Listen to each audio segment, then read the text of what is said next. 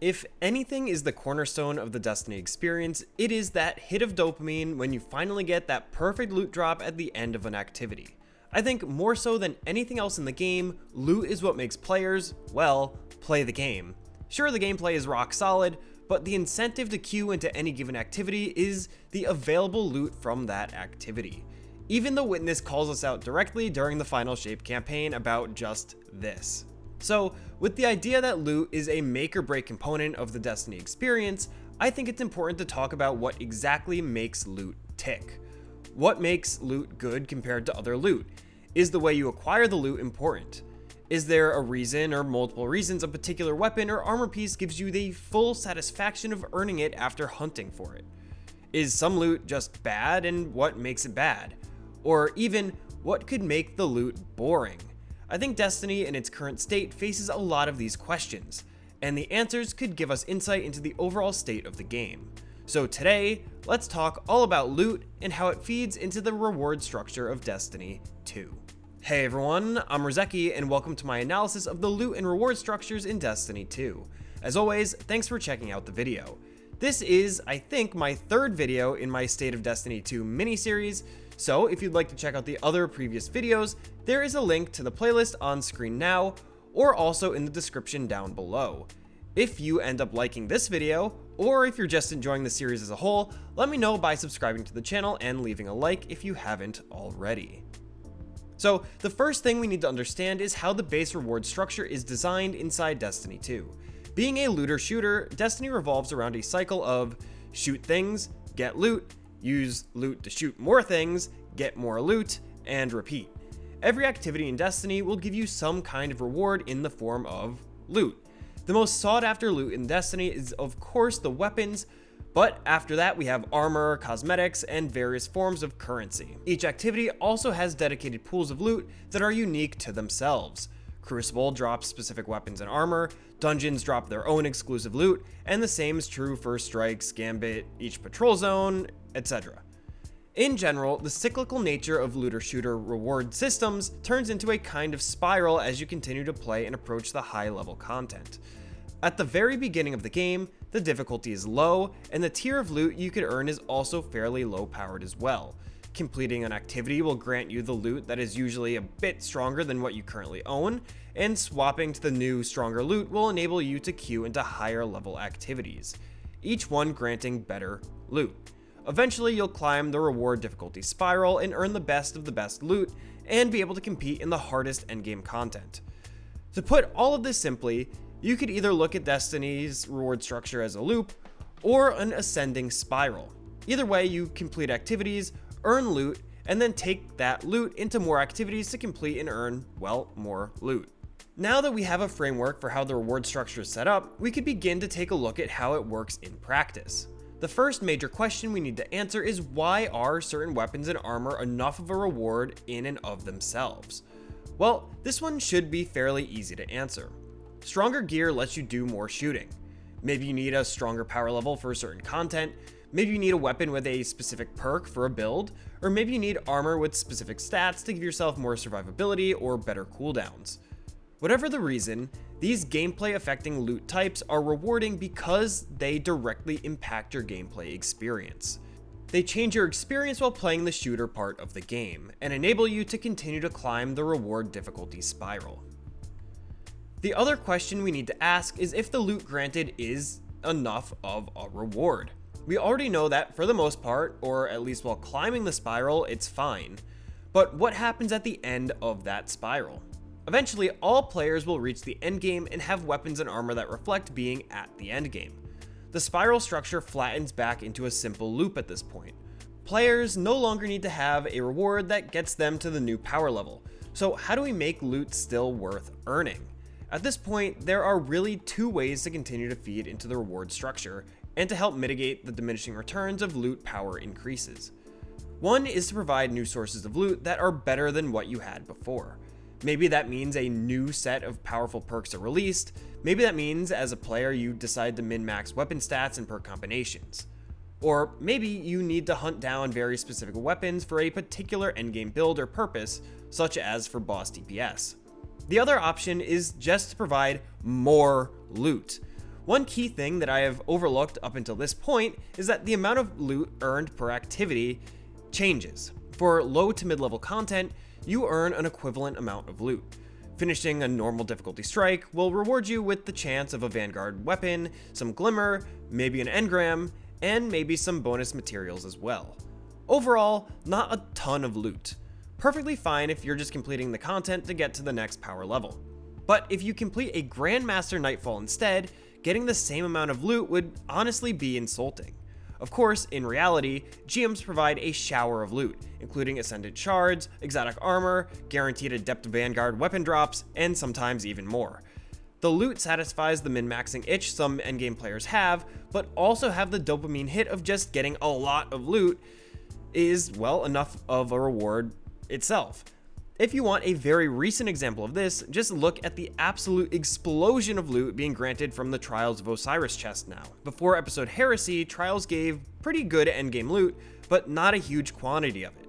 So if you were min-maxing, sure, Trials was worth playing for the adepts, but now it's worth playing simply for the sheer quantity of loot that you're being rewarded with. Let's talk a bit more about the individual loot though. I think everyone can understand why a loot explosion is rewarding, but what about activities that only give 1 or 2 drops per completion, like in the case of a single dungeon or raid encounter? For the effort required to get these single drops, it would only make sense that these drops are worth their weight. In a perfect world, I think dungeon and raid weapons should be the best loot available in the game, scaled with the difficulty of the activity. For the most part, I think this ends up being true in practice. The newest dungeon, Sunder Doctrine, has one of the most powerful origin traits ever added to the game, for example. The weapons themselves are definitely above average, with some being the new meta for certain damage rotations, or could become a new kingpin for certain build types. Dungeons are also much more approachable for endgame players than raids. This is due to the simpler mechanics, faster completion times, and of course the ability to complete each dungeon solo, or with up to 3 players. 1 or 2 weapon drops per encounter, with most dungeons having 3 encounters, gives each player between 3 and 6 weapons per run. If each dungeon also only takes about 30 minutes to an hour to complete, that means you'll get 1 to 2 endgame quality weapons every 10 to 20 minutes. And that's not too bad. Raids, on the other hand, are a bit harder to evaluate. Like dungeons, each encounter will drop 1 to 2 rewards per completion, with each raid having either 4 or 5 encounters. Raids take longer to complete, with average runs taking between 1 and 2 hours depending on the raid.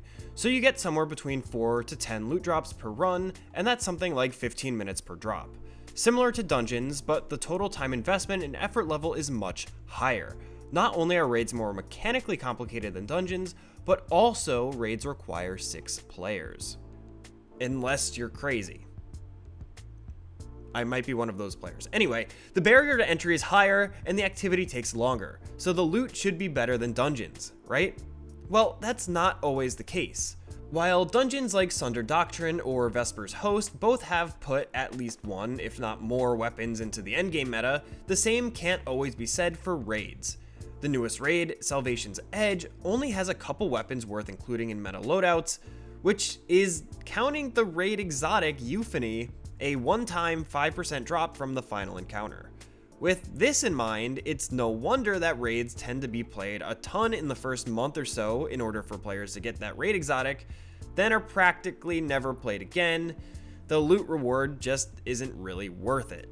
This actually brings us right into a major point of contention in the community around loot, and in one way, the main point of this video. One thing the keen-eyed among you probably noticed is that raid weapons are craftable, while dungeon weapons are not, with the exception of a handful of reprised weapons from Duality, of course.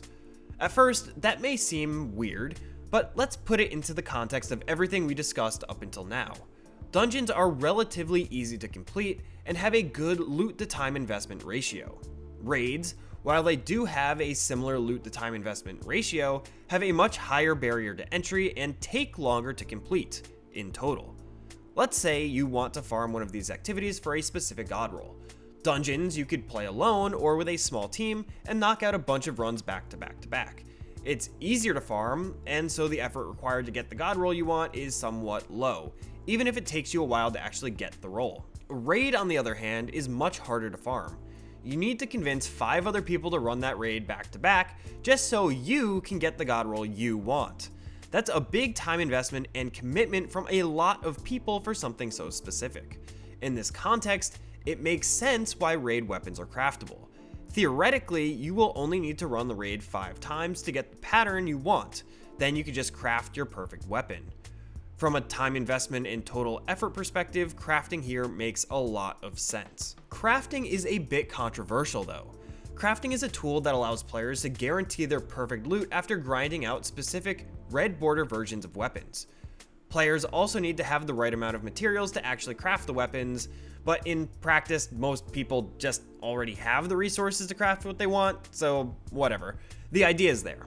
The reason crafting is controversial isn't that it helps alleviate the huge effort required to grind for specific weapons, but from the fact that pretty much every weapon is craftable, and craftable weapons for the longest time were strictly better than naturally dropped weapon alternatives. Enhanced perks allowed crafted weapons to even outperform adept versions of raid weapons. So now we have a situation where the ultimate endgame reward from master raids is now worse than something you could just make infinite copies of with little to no effort. Fast forward to today, and adept weapons can now be enhanced as if they were crafted. Cool, this problem was mostly solved. But the other issue is maybe a bit harder to approach. Crafting is good because it removes the need to grind and grind and grind for loot, but it also is bad because it removes the grind. It's a bit of a catch-22. Let's go back to our reward structure, our loop or spiral of loot, shoot, loot. Well, now that structure breaks down almost completely with crafting. You follow the loop until you get the pattern, then you craft the perfect weapon. There's no need to continue playing inside that loop. You got the thing, you're done. Nothing you could play will grant you something better. So now you just have shoot, shoot, shoot. Without a reward, the game almost becomes meaningless. In the case of enhanced perks, if crafted weapons did not have the ability to become enhanced, then there would still be a better tier of weapons and loot in the most difficult versions of activities. Namely, that would be Master Raids and Grandmaster Nightfalls with the reward of adept weapons. Recently, Bungie has been experimenting with seasonal activities not granting craftable weapons, essentially bringing back the grind for god rolls. Weapon drops in the Nether also have the chance to drop as adept when completing high-level difficulties. And these adept weapons are enhanceable, meaning you could get a god roll of a weapon like Psychopomp from the normal difficulty of the Nether, but you could also play the higher level version and get a strictly better version that's adept and enhanceable instead. The question that needs to be answered here is whether or not crafting is healthy for the game. Personally, and I've always said this, is that crafting has its place in the game. If integrated correctly into the loot reward structure, it could enhance, no pun intended, the whole thing. It would reward the time investment of players in certain activities and help to mitigate bad RNG. On the other hand, it could, and it has, negatively impacted the reward structure of playing the game to get the perfect loot. With everything craftable, you will reach the point at which you'll no longer need to play the game way faster than without it. Again, I don't know which is better. I think Bungie is currently trying to find the perfect balance right now with the Nether and Revenant experiments. In my opinion, the answer may lie in the ratio between the time and effort investment per activity to the rewards. If dungeons and trials were able to strike that balance, I think we could see it happen in other places as well. And for crafting, it should be in the game. However, it should be limited in scope to allow natural loot drops to continue to give players that hit of dopamine when they get the perfect drop, while also helping to respect the time and effort of players who just want to get the gun after running a raid or any other activity enough times. But what do you think? Do you think I'm right about the reward structure of Destiny? What are your thoughts on crafting versus random rolls? Let me know down in the comment section below or over in our Discord server linked in the video description. And of course, if you liked the video, don't forget to subscribe to the channel and leave a like. There's more videos just like this one coming out right around the corner. Oh, and as with the previous videos in this series, right now over on the post tab on my channel, there is a poll available to vote for the next video topic. There's a new set of 3 possible topics to choose from, and whatever wins is what I'll talk about next. So go vote. It's cool.